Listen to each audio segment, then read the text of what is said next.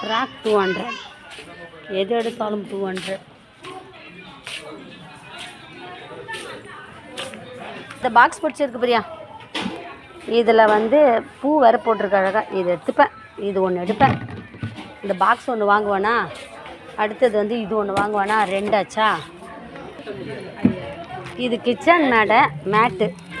இது வந்து இது தண்ணி படக்கூடாது, தண்ணி பட்டாலும் ஒன்றாகக்கூடாதுன்னா இது எடுத்துக்கணும். இது இந்த எண்ணெய் வந்து செவுத்துல எண்ணெய் ஆகிட்டு அப்படியே பிடிச்சிக்கும் இல்லையா, அது ஆகக்கூடாதுன்றதுக்காக அது இது ஒட்டிக்கிறது.